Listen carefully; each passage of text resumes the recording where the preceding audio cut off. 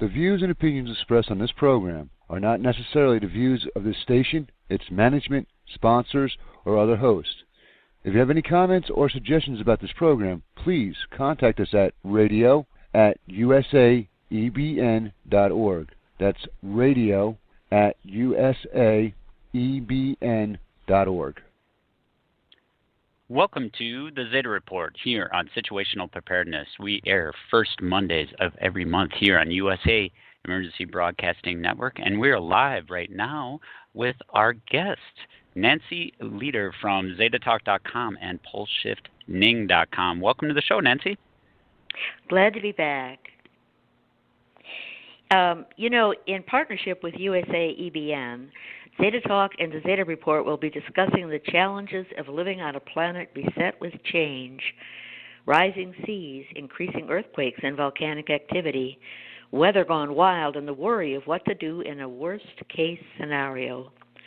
We will also inject Zeta Talk prophecy on what is coming next or advice on readiness plans and safe locations. Whenever Zeta Talk is quoted, please remember that prophecy is not fact. It is opinion. It only becomes fact when it happens.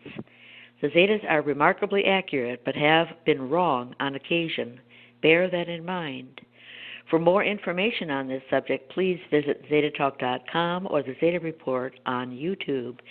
And later in the hour, Andrea and I are going to be talking about a couple of things that have hit the press recently since January, Planet 9, etc., and how accurately this portrays the Zetas of information provided 20 years ago. This is no longer opinion, but fact. But we'll get to that in a bit. Questions from the chat and issues raised in the chat will be addressed toward the end of the hour after the main feature has been presented. After the main subject is covered, we'll spend some time on the news, which in this case are the chemtrail flu that struck the U.S. over spring break, and many of you may have been sick as dogs and remember that, and what seems to be a slow but rolling announcement about Nibiru in our skies. And that was the Planet 9, etc. articles and where they're leading.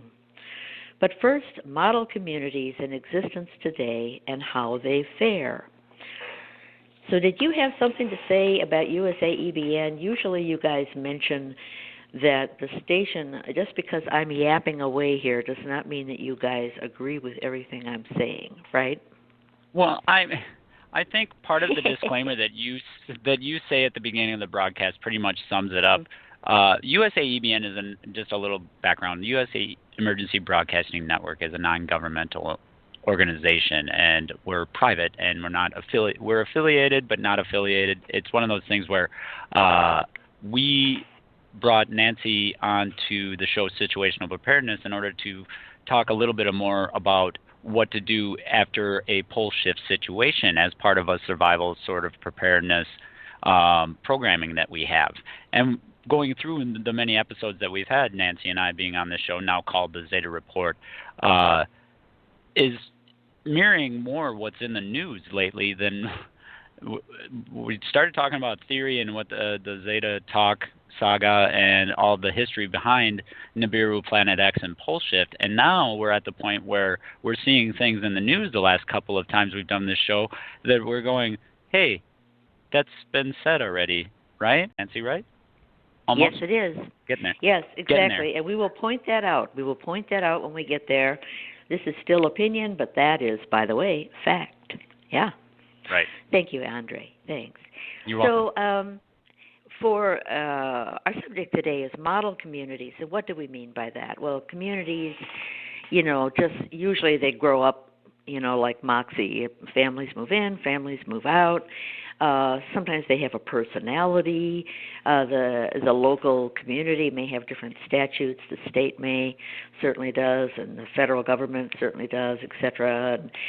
But model communities are deliberately designed around a premise or an agreement between everybody who lives there and works there. They're very much into sharing. They're very much into being eco-friendly, not destroying the earth. and sometimes they're exploring different concepts to see how they work. What I want to talk about today is how did they work? How do they work? When did they fail, and what succeeds? Model communities are self-sufficient and ecologically friendly in general. The ones that are in operation around the world and still practicing are the ones we're going to be talking about. They espouse recycling material, having a minimal ecological footprint, living in harmony with nature, supporting urban farming practices, using renewable energy such as solar panels and windmills, and communal sharing and cooperation. All right, how have they fared? Well, one well-known type of community is the earthship building. It's a building method more than anything. Very much into recycling. I just think this is wonderful because, if the tornado comes in and rips up your town, or we have a pole shift and it's hurricane force winds everywhere as the earth slides 90 degrees, as in the opinion of the Zetas it will, then you're going to have stuff tossed around, and the roads ripped up and cars upside down and now useless. And, well, Earthship uses tires, things like old tin cans and bottles, to help bolster up the walls, and I think probably let some light through. They work with berming, using earth, packing tires with earth, passive solar architecture where it has the berming part away from the sun and windows in the front part that faces the sun, so that and sometimes they heat water, there behind where the sun shines in and circulate that around. The primary retaining walls are constructed with used tires filled with earth and stacked up like bricks. The interior surface of the tires is then plastered with adobe or cement, so the tires don't normally show. And these tires just last forever. You know that if you've thrown any in your backyard, there they sit forever into the eons. The use of empty aluminum cans mortared into lightweight, curvable walls is used. Earthships often employ many ecological concepts such as water catchments from the roof, reuse of gray water, that means putting it into your garden after you wash or shower with it. Don't just throw it down the drain, water your garden with it. Composting toilets, they build soil, and indoor gardening, etc. Well, that's a concept that's been around for a while, and it's still going strong. And people build these out west, quite a bit in the southwest of the United States, and more power to them. It's good for recycling, and they look catawampus. I mean, each one is individual and unique, although I suppose there's plans out there that you can adopt and use. Okay, Earthship, a success in recycling. EcoVillages. This is minimal ecological impact. EcoVillages are intentional communities. That is a term that is used. Was used 10 to 20 years ago, meaning we're setting the rules. You can't just move in. You have to agree to kind of go along with this is our philosophy. This is what we're trying to achieve. So however they lay that down. The goal of EcoVillages is to become more socially, economically, and ecologically sustainable. Most range from a population of 50 to 150 individuals, although some are smaller. This leads EcoVillages to the use of renewable energy sources like solar and wind rather than fossil fuels, to the composting of organic waste, which are then returned to the land rather than sending these to landfill, or to incinerators or sewage treatment plants, to the recycling of as much waste as possible, and to the avoidance of toxic and harmful substances. I guess you can't just bring bleach in. An eco-village is a distinct place, either as a rural village or an urban-suburban neighborhood. A city could not be an eco-village, but a city made up of eco-villages could be a sustainable community. So, eco-villages, recycling efforts, leaving a minimal footprint, a success, and they are in operation. And if one wants to dig down and get more detail about the nitty-gritty of what they do, type EcoVillage into the search engine and go for it. Findhorn. This is over there in Scotland. Find, F-I-N-D, Horn, H-O-R-N. This is a place. It's considered a success model, in particular for the UK. It was founded in 1962, way back then, and has achieved many of its goals to leave a small ecological footprint. This intentional community uses tanks containing diverse communities of bacteria, algae, microorganisms, numerous species of plants and trees, snails, fish, and other living creatures to treat their wastewater. So they have their own sewage treatment plants, and they do what nature does, where you send it through certain marshes or swamps, and by the time it comes out the other end, it's clean water. You can drink it. And meanwhile, things have been growing and flourishing, and you can eat things like snails and fish and plants. Okay. They power by windmills using 4 Vesta wind turbines, which can generate up to 750 kilowatt. I have no idea how that figures, whether that's a lot or a little, but it takes care of the village. The site has a comprehensive building code that all new buildings are required to meet. It includes features such as products made from recycled paper, non-toxic organic paints, wood preservatives, and boarding manufacturing without the use of toxic glues or resins, and roofing with natural clay tiles. So they're very fussy. Again, this is like an eco-village. It would be called one, but Findhorn is considered a model. It was a success. It's a success today. People in the UK point to it. They have big international meetings there where all kinds of intentional communities go to learn the nitty-gritties. And if you want to read up on it, type Findhorn into a search engine, and away you go. Crystal waters.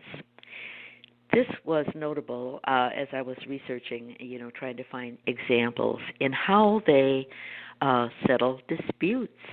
Because surely not everybody in an eco-village or building earthship houses next to each other or whatever gets along. I mean, we have no arguments. Oh, wouldn't that be wonderful? Okay. Crystal Waters. Founded in 1985, Crystal Waters EcoVillage is set to 650 acres of bushland at the headwaters of the Mary River. Where the heck is this? I think that it's in Australia. The village includes privately owned residential lots and cooperatively owned commercial properties, and was designed along permaculture principles. If somebody is not familiar with that term, that essentially means everything cycles around. It's what nature does. The dog poo turns into soil, and then you plant a carrot, and now you eat, and you give a carrot to your dog, and they poo again, and it's cycling around and around. Permaculture is the cycle of life, which normally happens except when we get in there with our toxic chemicals and our big cities and screw it up. With over 200 people of all ages currently living in Crystal Waters, a council of elders, people judged to possess, quote, maturity, common sense, and understanding, is also elected to resolve conflicts and avoid outside arbitration or litigation. No lawyers allowed. Drinking water is provided by roof-trapped rainfall collection systems, while utility water is drawn from holding tanks fed by a creek that runs through the property. They are on the grid.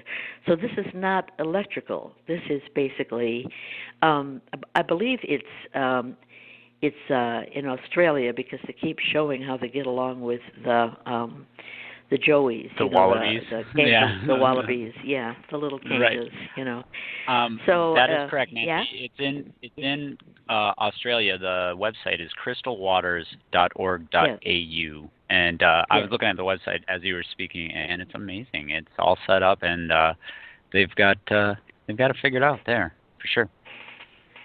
Yeah, and it was. I wanted to include it because of their method of settling disputes, rather than lawyers and court systems and all of that. They have this council of elders who are apparently elected. Judged to possess implies that they're elected to resolve conflicts. Okay, so they are an elected council, which everybody living there has to agree. If we have a dispute about, your dog ran off with my fishing pole or whatever the dispute is, the Council of Elders steps in. Soldiers Grove. I know this is in Wisconsin along the Kickapoo River. It's about living off the grid, very much so. It's a village located, as I said, along the Kickapoo River in Wisconsin. I think it's fairly close to the Mississippi, the headwaters of the Mississippi up there. The population was 592 at the 2010 census. This is not I live in a village of 710 people, and I'm telling you, we have a stop sign in the middle of the village, and that's it. No electric lights. Stop and go. That's how tiny we are. Repeatedly flooded, in 1977, the village used its own funds to purchase land on nearby high ground onto which the business district could eventually be relocated. An energy task force for the Soldiers Grove relocation recommended that the new business district make use of solar heating. Consequently, the village council enacted an unprecedented ordinance requiring that all new commercial buildings obtain at least 50% of their heat from the sun. Another law prohibited any new structure from blocking sunlight to a neighbor. Buildings in the new business district were constructed with heavy insulation and earth berming. South-facing roof slopes and windows were built to capture maximum sunlight. And they're there today with these building codes that I'm sure that's not the state of Wisconsin. It's just that little town, Soldiers Grove. And after everybody crawled back from one of those big floods, they said, I don't know why they decided, but energy task force, they were trying, as I recall, they were trying to save money. They needed an awful lot of money to rebuild, and they were forever getting flooded, and so they had to rebuild anyway. And the money for rebuilding didn't include a lot of, I don't know. It was a financial decision. Yeah, it was a financial decision because taking it from the sun and not having to buy gas and oil and all that infrastructure was cheaper. And the grants went further, and as I recall, that's what it was all about. Okay, solar power. I want to add. Yeah. May I on the solar portion of Soldier Grove? I'm looking at the Wikipedia page, and according to Solar Today, in 2003, poor upkeep and lax regulation has reduced the efficiency of the solar heated businesses, but most buildings are still excellent examples of solar energy at work. Whereas when like a lot of these new buildings that are being built around the country and around the world today are LEED certified or green building structures, even though they'd let some of the efficiencies of their solar panels or what have you go away, a lot of the structures that they built after the flooding were more, south-facing for your heat with maximum windows on that side. You know what I'm saying? The more of the green energy type building materials and the green sort of building techniques are still there. Whether or not it's completely solar efficient, that's probably well, when gas is cheap, it's gas is cheap, right? When gas is gone, then everybody's an expert on solar. That's right. So true. So you notice what Andre and I are doing here. We're popping things out that are successes in a certain aspect. Earthship for building with recycled material. EcoVillages, minimal footprint, ecological footprint. Crystal Waters is an example, of and Soldiers Grove, how to use solar power. And now, this is a very important one in my opinion, Enright or Imago, it goes by both those names. It's basically a big suburban enclave in Cincinnati. And it's urban gardens, and it's just touching. Everybody's got stuff going on in their backyards. Chickens are running all over the place. They even have goats, and they all, it's like a farm, but it's actually in the middle of the city. It's along a ridge where most of this goes on, and it's backed up against forest and fields and things, so it's not deep city exactly, but it nevertheless it is in the city proper, and everybody shares. They have community gardens. They go and they say, okay, everybody's share is a dozen tomatoes for this particular harvest, and you don't take more than you got coming to you, and you probably mark off on some board or check off, or and then they have big cookouts and communal meals. And okay, so I'm going to read you just a bit. Imago, for whatever reason, we have two different names. I think it's known as Enright. This is why, stretched out along Enright Avenue in Cincinnati. But Imago was the name assigned to it when it started. Right. Today it includes a 35-acre nature preserve with hiking trails and educational program, self-sustaining agriculture in the midst of a major city. They employ community greenhouses and share the produce. In addition to these community plots, the group uses a network of 7 backyard farms. A handful of residents are raising chickens, and why not? It's so much fun. I had chickens for a while. I just miss them terribly. They run around and peck at stuff. They clean up the bugs, and you can pick them up and pet them, and I was amazed how soft these feathers are. One household raises goats for milk. Another is planning an aquaponics project. They compost and build soil.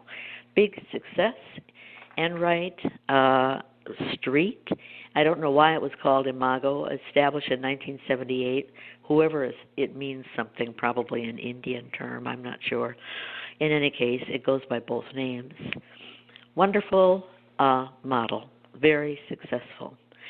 All right, interpersonal relationships. How important are they? Well, they don't necessarily just spring up, It depends on who your neighbors are. It depends on your attitude toward working with others and how picky you are about your things or turning the lights out at a certain time so people can get, there's a lot that goes on, as anybody who lives in a family knows. So interpersonal relationships is intrinsic to the farm. What is the farm? It began as a communal group of 320 hippies from San Francisco Haight-Ashbury district in a fleet of converted school buses. They finally settled in Tennessee in 1971. Apparently they were sick of the drug culture. They wanted it, and they got plenty far away, because I must say farming in Tennessee is not Haight-Ashbury. Having spent all their communal money on a down payment for their new 1,750-acre home, they used the buses for shelter for years. They lived in them. A quote from Albert Bates, one of the founders, quote, "If you look at prehistoric societies, they were typically comprised of small clans of 12 to 30 people. 90% of the intentional communities in this country have been of this typical clan size. But once you get to a small town or city size, you lose intimacy and you gain bureaucracy. 100 also seems to work pretty well with the satellite farms we had." So they have specific advice. Keep your groups small. And the Zetas have stated that they advise when people say, oh my gosh, we're going to have all this chaos and the cities are going to be flooded and we have to garden and move out to Uncle Bob's farm. And, They say work with people you know, friends and family. Don't just advertise in the paper, Craigslist or whatever, and have 30,000 people show up. This does not work. Work with people that you know. You already have established your relationships, and you're not going to have any opportunists who are going to try to take advantage of you. I mean, if you have an opportunist in the family, you're going to know who they are, and everybody knows who they are, and you're going to know how to deal with them. So basically, family and friends, and those are usually not under 100, I'm sure, if not a couple of dozen. Okay, Albert Bates goes on, and I quote, "The most fundamental, essential element without which any community would fail boils down to interpersonal skills. The glue that holds any group together is the ability to put aside your own personal ego at times and to recognize that you have to look out for other people. Interpersonal skills are the very essence of community. Without them, any community will fail, and with them, you can do anything."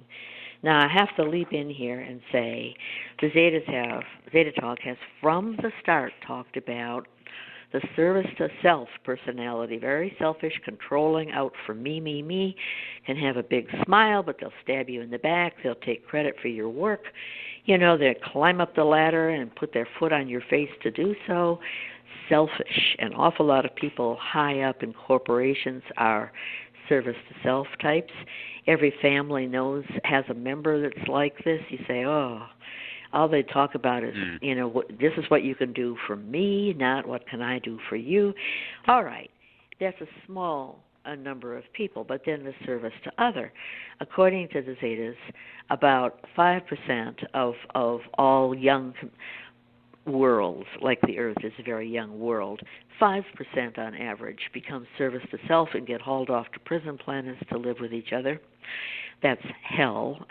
30% or so become service to other, and then the rest are still evolving. But out of any group, you end up with 5% bad apples, and everybody else eventually says, I want to practice the golden rule, I believe in it, I'm empathetic, I've been there, I've suffered that kind of pain, I can't stand seeing other people in pain with the same kind of pain that I've had, blah, blah, blah, blah. Right.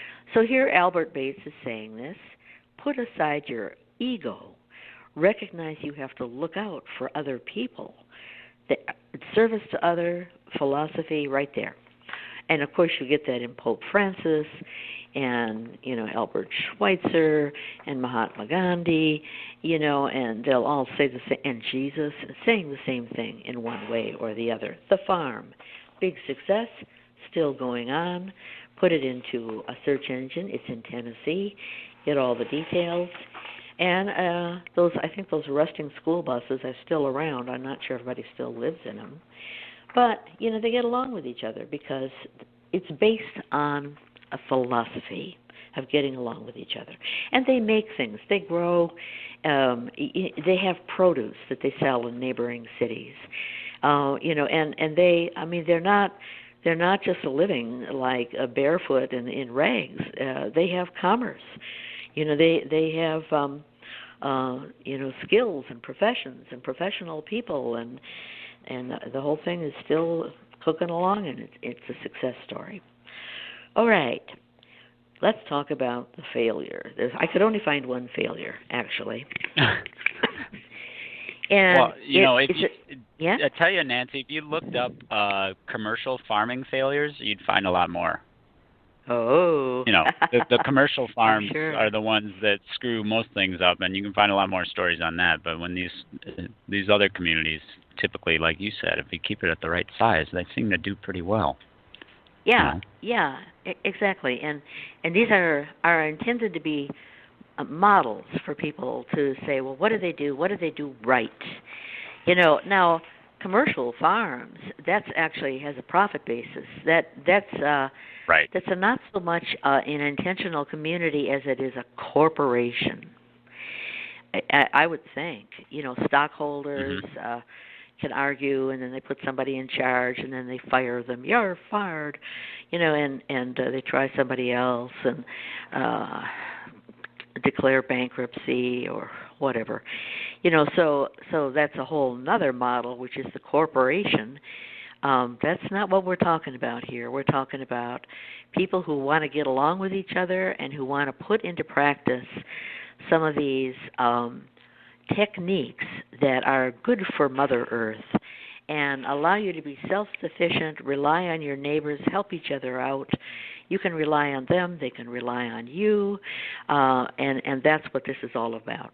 Not making a big profit, not getting rich, not having a, Jaguar car or whatever the heck. Okay, the failure. Yama. This is the Japanese. Yamaguchi communities were founded in 1956 based on an almost ultra-communist ideal. Individuals joining must give all of their assets to the community. It sounds more like a cult. It has that overtone.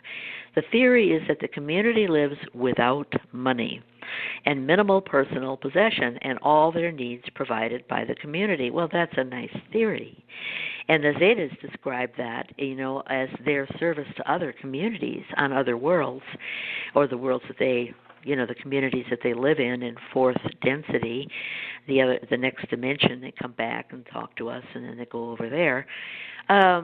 They live without money.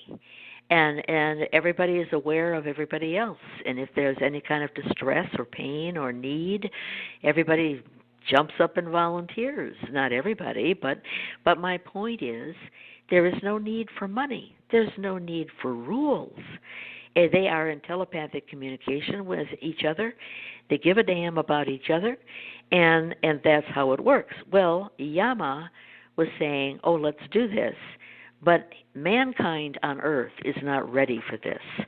Now, communism, this was akin to communism. What the Zetas have had to say about communism was that the theory is good. The theory is close to, how they operate, or, benign aliens operate in the service to other mode.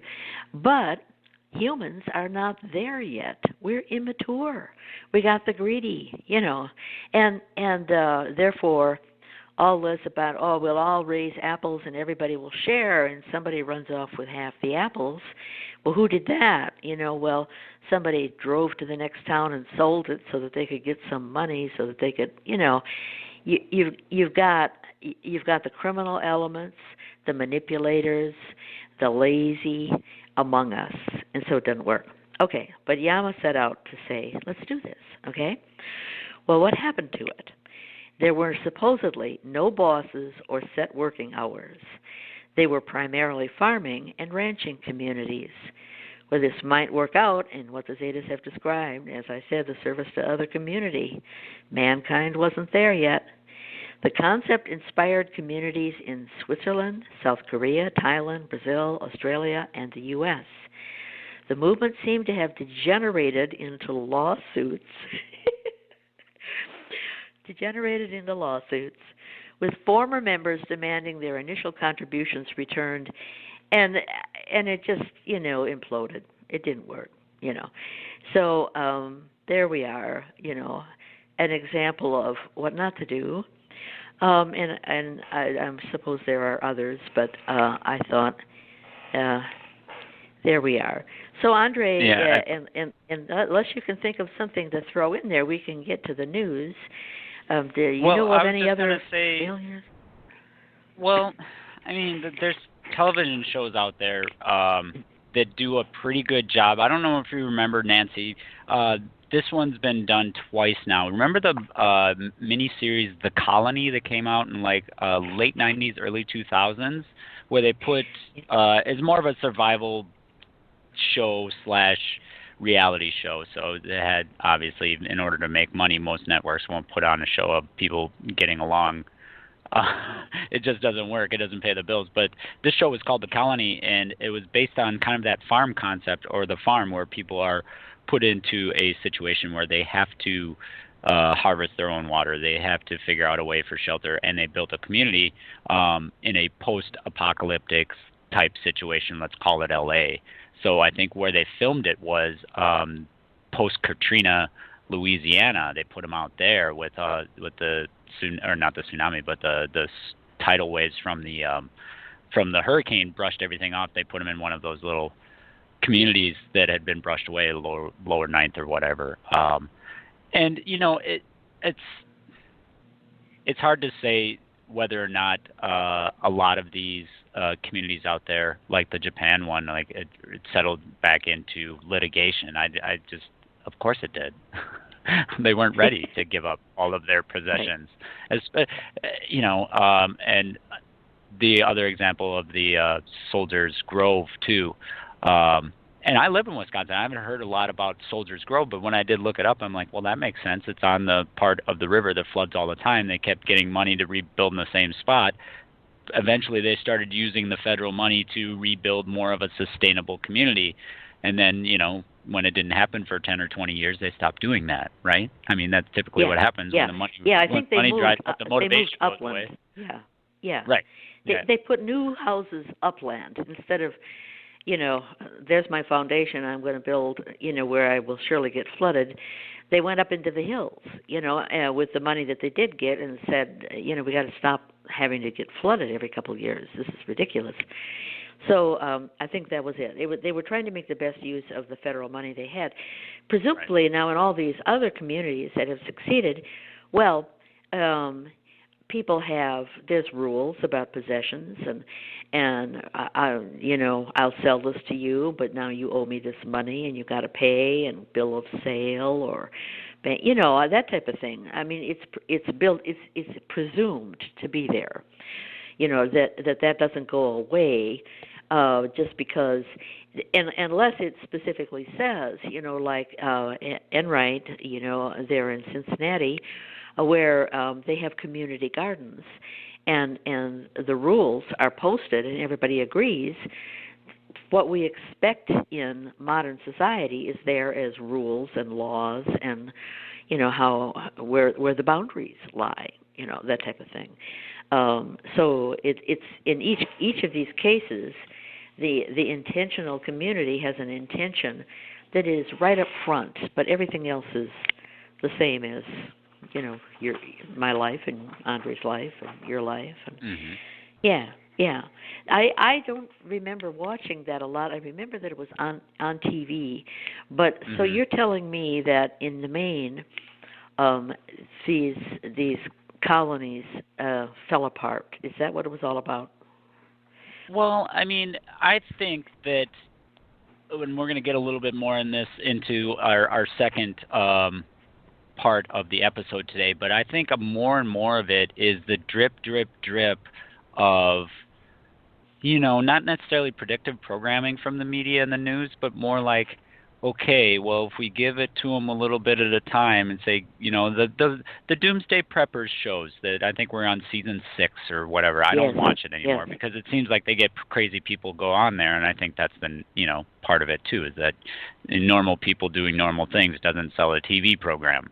So, but you've seen these shows like, okay, then it was, Doomsday Preppers, and then all of a sudden it was like Revolution was, post-apocalyptic 15 years after the power goes out. Oh, the grid goes down and nobody has power for 15 years, and this is how they live life.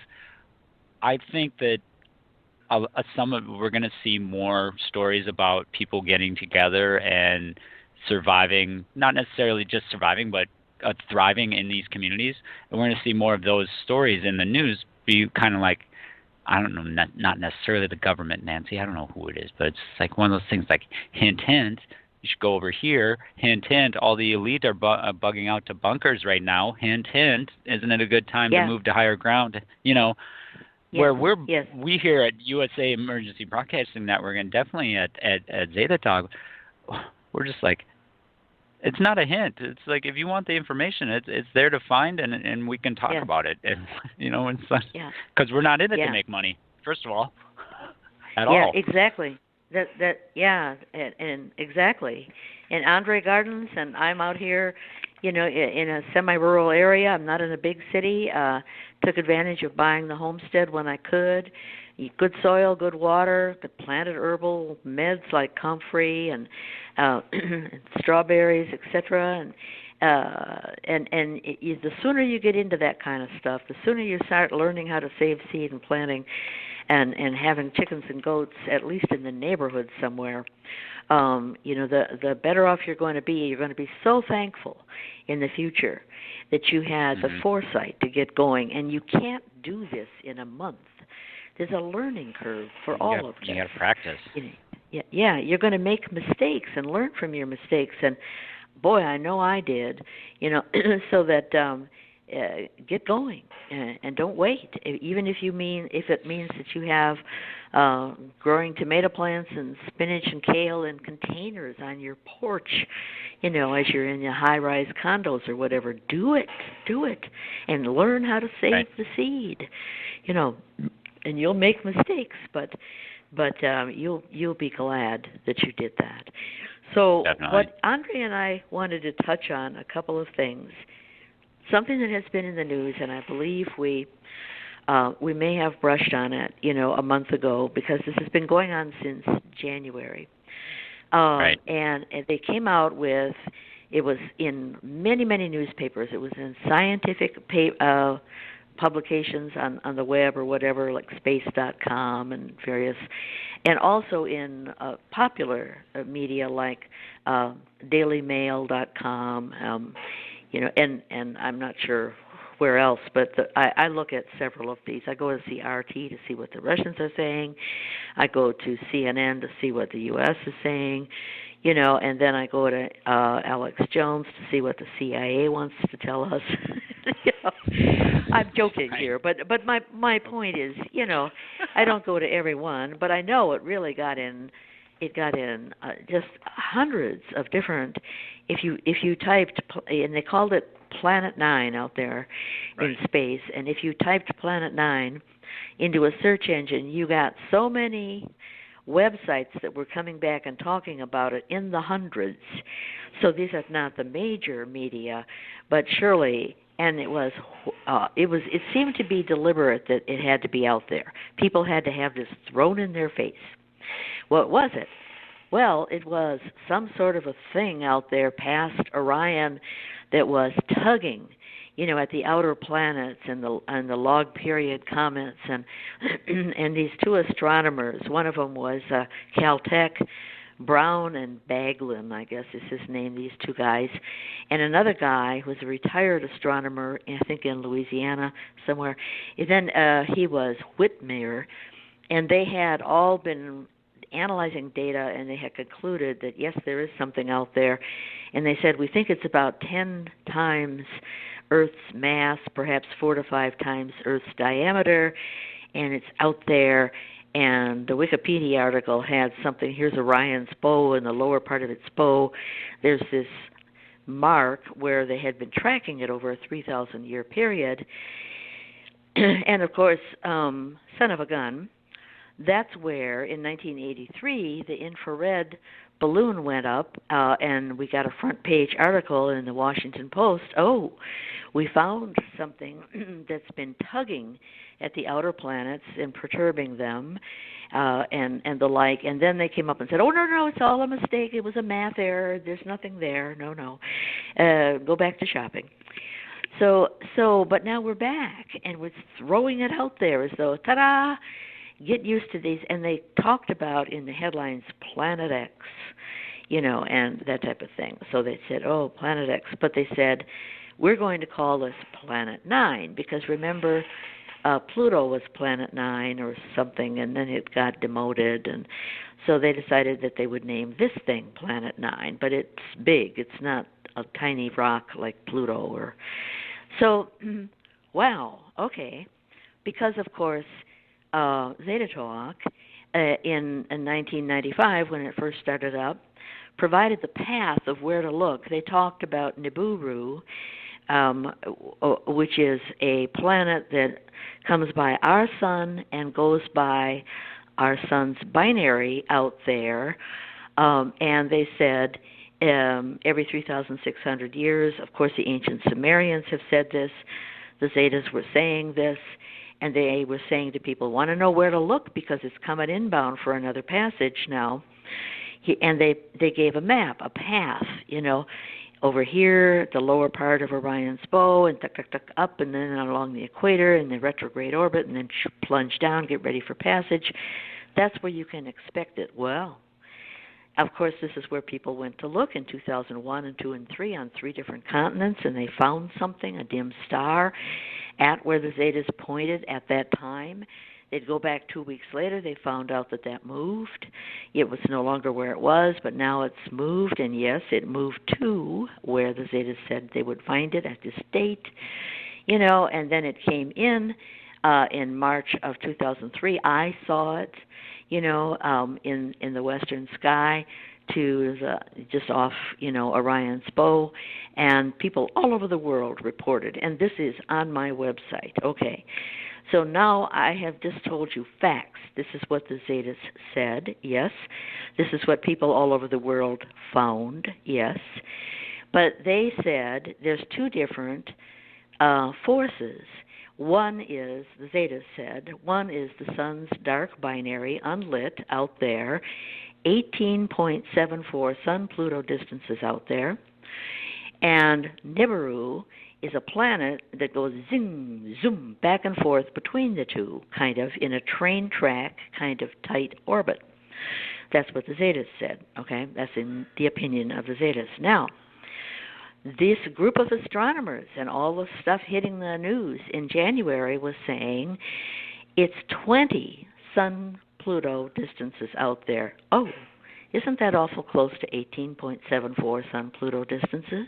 Now, we move along into early April then, because, we're hearing in March, we're hearing more about this. Now they come out with another swath of articles, and they're using terms like Nibiru, which is an ancient Sumerians, and even talking about extinction level events, like maybe the reason some of our species died, like the woolly mammoths and blah, blah, blah, and debris coming in and striking the earth. And they even had a fluff and claimed that one of the astronomers, Whitmer, said that kind of stuff could even come in and strike Earth in April of 2016. Well, that's where we were.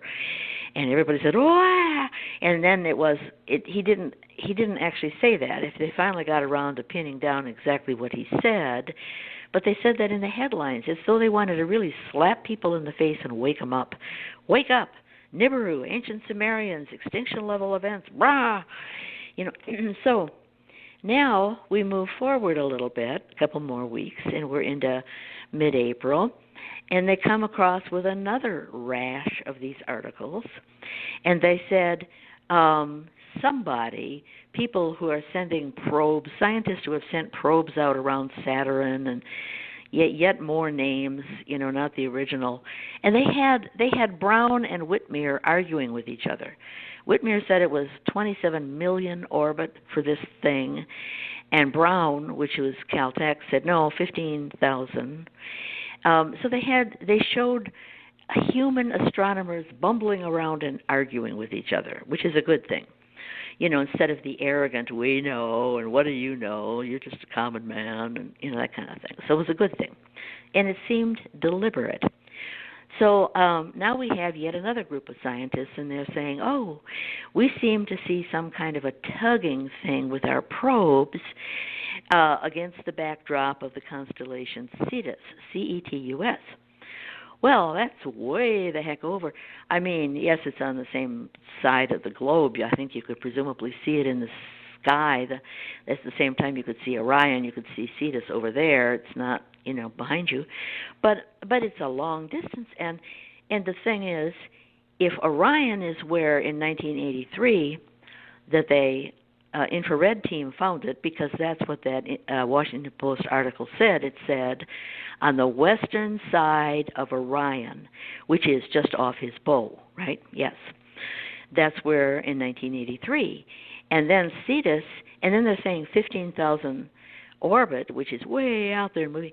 Well, let me tell you, they've got it moving just a little bit off the bow of Orion, and Cetus is way. Well, how could the 33 years between 1983 and the present make that thing arrive from there way over to Cetus? But guess where they were pointing to in Cetus? In April 20th, when these articles came out, Cetus was at the 4 o'clock position to the sun when you look at the sun from the northern hemisphere. Guess where the Zetas have said for the last decade that people should look to see Nibiru as it's passing the sun, right?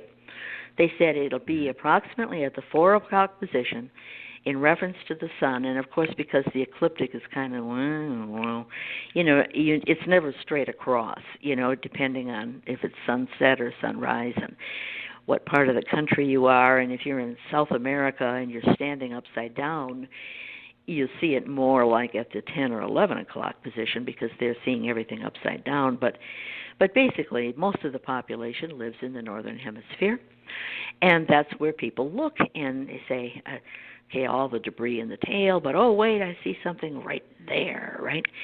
Well, so now they have everybody looking at the 4 o'clock position to the sun. It's not logical that that's where Planet 9, which was way out there, in the direction of Orion, moved in 33 years. Nobody's trying to be logical here. They're trying to argue with each other and be illogical and grope, but they've got everybody looking. Now, people have been introduced to terms Planet X, Nibiru, Ancient Sumerians, extinction level events, that type of thing. They're stepping slowly, or perhaps with great haste, in the direction of telling everybody it's here. It's here. And if you're not raising chickens and milking goats and learning how to save seed, too bad for you because you don't have any time left. So that was my story about Zeta's right again because there's so much in there, the 18.74 Sun-Pluto distances versus 20, everything. The path in. I have that all on my website and in my newsletters. Go look at the most recent newsletters over the last couple of months. We also want to talk something about to that as well. Sure, Nancy, jump in. please. I don't want to name names out there, but you dropped the AJ name earlier. But there are folks out there that have their own opinions about what's going on with our interplanetary constellation that's coming our way, or interstellar. It's going between our sun and our binary sun. So this constellation of planets that's coming at us, that's being called different things to confuse people. I will say that the Zeta talk out there has been consistent and accurate since the inception. I mean, there's been some additions to the information that's provided on the zetatalk.com website throughout the years because of the weekly chats and contactees asking questions. But some of these other folks that are doing their version of, Planet 7X or, Yowza USA or whatever that guy's name is. I don't want to give him the time of day, frankly, but there's folks out there that are trying to get on the bandwagon, so to speak, to sell a book or sell a DVD, and it's 50 years out. No, it's a 500-year cycle. And I just want to be straight with everybody out there. The reason why USA Emergency Broadcasting Network has teamed up with Zeta Talk and Nancy to get this information out is because of the accuracy of Zeta Talk as a whole and the consistency that has been there throughout the years since 1995. And, more recently, the poleshift.ning.com, which is more of a blog-oriented website that partners with Zeta Talk. These other folks out there, it seems like, just like you said, it seems like they're trying to be illogical. It is so unnerving. Maybe most major astronomers are just narcissists at heart. They just want to name something and then say, I named it. But you pick a better name than Planet 9. Name it after your kid or something. Come on. Yeah, well, the theory is that since 1983 or even earlier, the reason there was a cover-up on it, and they felt, well, we know about it and we can handle the truth, but the common man can't handle the truth. They'll run screaming in the streets. They'll kill their families. They'll quit their jobs. We just have to keep the information from them until we can tell them what to do about it. Too late. So basically, they know they're preparing, and you're kept in the dark. So that was the attitude. So, but some of these people who make all kinds of claims about it's way out there, they don't want the heat that Zeta Talk has gotten and I have gotten by saying, look, I mean, you can see it daily on SOHO images, which are images taken by NASA's satellites, and there are the moon swirls and the debris and etc. You can put up a filter and get the most glorious pictures that show Nibiru with rings around it going wah, wah, wah, wah, wah, that type of effect, and the tail swooping below the sun and wrapping around at the left-hand side. It's actually a planet with at least 24 moons the size of our moon, and huge amounts of red dust, which is attracted to the magnetism of Nibiru, which is, according to the Zetas, 23 times the mass of Earth, although only, I believe, 4 or 5 times the diameter.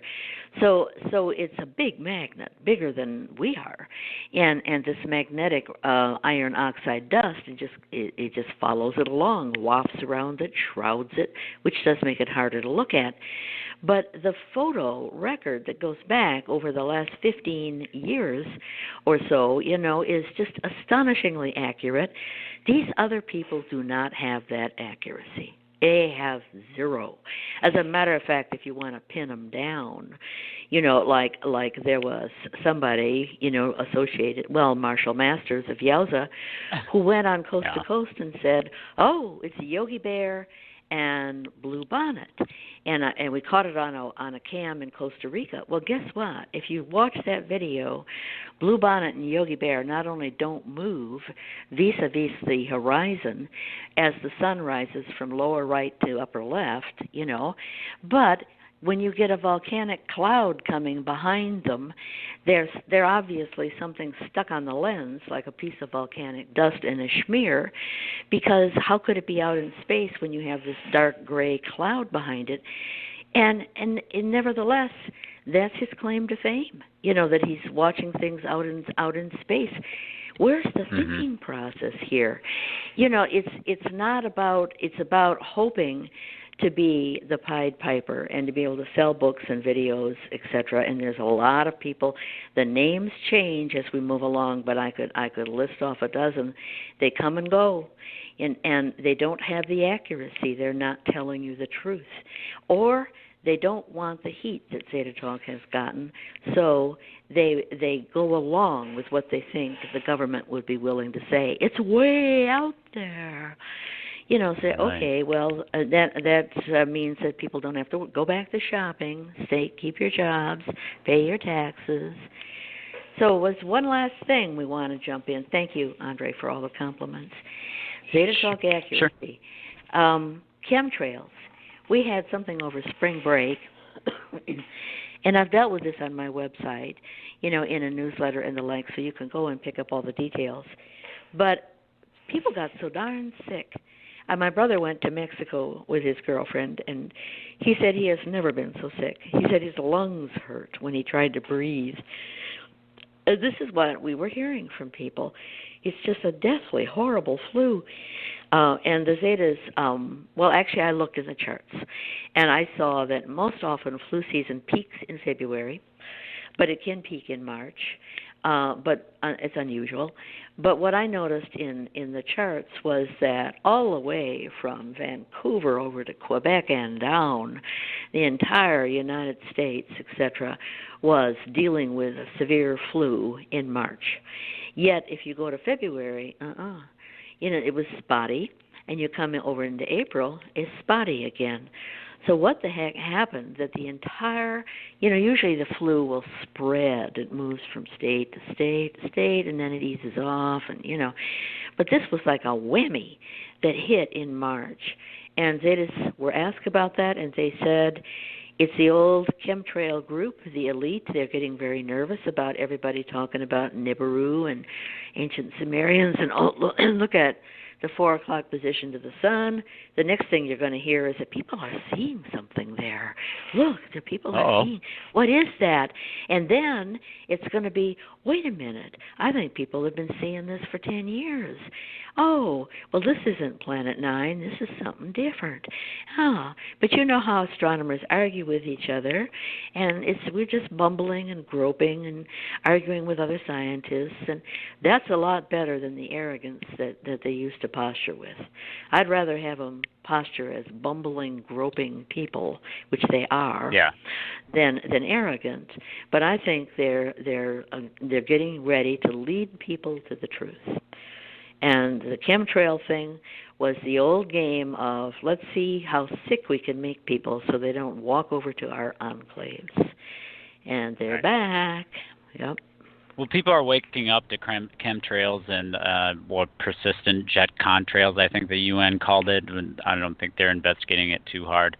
But if you cross-references, I mean, just go on the Google and Google chemtrails or Google contrail, and you'll see photographs of things that you wouldn't believe. But as we've gone through this, and I started seeing these, I think it was around, Nancy, correct me if you saw them earlier, but I started seeing them right before 9/11, like 98, 99, 2000, and then there was a total ground stop for air flights for several days after 9/11, and a lot of the weathermen out there that were talking at that time, like, notice the lack of hazy contrails from jet vapor or whatever. And then recently, over the last 3 or 4 years, as Planet X, Nibiru, is starting to show itself towards the sun at sunrise and sunset, that's when I really started seeing the crisscrossing formations and the double jets and the big dumps. And now I'm getting pictures on Facebook, especially social media, of dark, almost coal-like dispersive aerosols up there that are blocking actual light from shining through.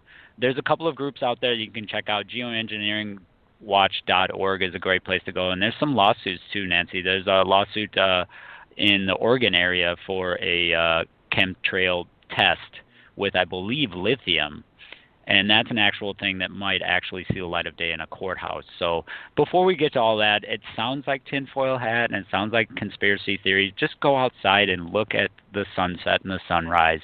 Check it out. If you want to know more about what we're talking about, you can always check this out too at zetatalk.com. A great sister site for that is the Pulse Shift, one word, pulseshift.ning.com. And you can see the Planet X captures daily. You can see the SOHO images. And recently, too, I know we're running out of time, Nancy, but I also want to mention that the magnetopause for our Earth that protects us from solar wind and meteors and things of that nature completely shut down for a couple hours last week. There was no magnetic field for a little bit. That's scary. I'm not trying to scare anybody, but that doesn't happen normally. Yeah. Yeah, but I don't believe that our magnetosphere didn't go away. It was they wanted to deny people the view, and they've done that with earthquake sites, seismographs. They've done that with the magnetosphere. It used to be mapped in Japan with this wonderful, would show us these beautiful wings, and they took that away and gave us back Batsaris instead. They keep trying to pull away. SOHO will go offline a lot. Oh, it's maintenance, and then it comes back. And I took it to be something like that. They needed to tune it down. They needed to make changes to it so that it displayed less of what's going on to us. You know, our earthquakes are bigger than we're getting told, and happening in more places, and they're more frequent. So it's just taking away the truth, little piece by little piece. But at the same time, where the right hand is taken away, the left hand is slipping it to us. And, oh, look at Zeta, the 4 o'clock position to the sun. Oh. And then next you're going to hear that there's something there. Like they discovered the second sun that people had been watching since 2003. Oh, the lens flare? Yeah. The lens flare that reflects off of water? That one? Yes, they're going to Okay. say, you know what, that lens flare that has its own reflection, that's a real thing. Oh. Well, So anyway. I'm not crazy. Awesome. Yes. Good. Confirmed. Okay, keep the faith, guys. Yeah. Thank you very much, Go Nancy, look. for being on Thank you, Andre. this week's show. Yeah. I will put Yes. links up on the